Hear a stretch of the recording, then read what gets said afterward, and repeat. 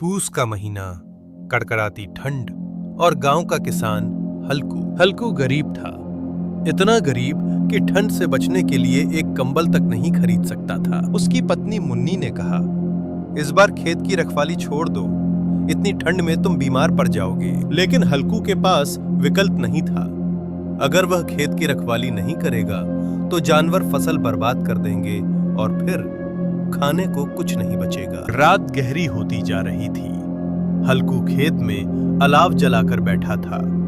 उसके साथ था उसका कुत्ता जबरा। ठंडी हवा जैसे शरीर को चीर रही थी। अलाव की आग धीरे धीरे बुझने लगी। हल्कू कांप रहा था। उसने खुद से कहा, काश इस बार एक कंबल ले पाता। लेकिन जो पैसे थे वो भी जमींदार का कर्ज चुकाने में चले गए। गरीबी ने उससे उसकी गर्मी भी छीन ली थी। रात और ठंडी हो गई। हल्कू ने सीने से लगा लिया। दोनों एक दूसरे की गर्मी से ठंड से लड़ने की कोशिश कर रहे थे। तभी खेत में कुछ जानवर घुस आए। जबरा भौंका।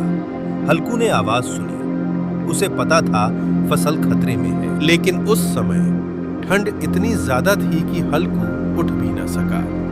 उसने खुद से कहा, फसल जाए तो जाए, कम से कम आज की रात तो चैन से कटे। और वो वहीं आग की बची खुची राख के पास सो गया। सुबह जब मुन्नी खेत पर आई तो देखा फसल उजड़ चुकी थी। लेकिन हल्कू अजीब सी शांति में मुस्कुरा रहा था। मुन्नी ने गुस्से में पूछा, सब बर्बाद हो गया?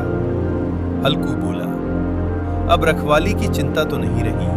अब रात में ठंड से नहीं कांपना पड़ेगा। गरीबी कभी कभी इंसान से उसकी मेहनत ही नहीं, उसकी उम्मीद भी छीन लेती है। पूस की रात सिर्फ ठंड की कहानी नहीं, ये उस मजबूरी की कहानी है जहां इंसान हार कर भी एक अजीब सी राहत महसूस करता है। क्योंकि कभी कभी संघर्ष से बड़ी राहत संघर्ष के खत्म होने में मिलती है।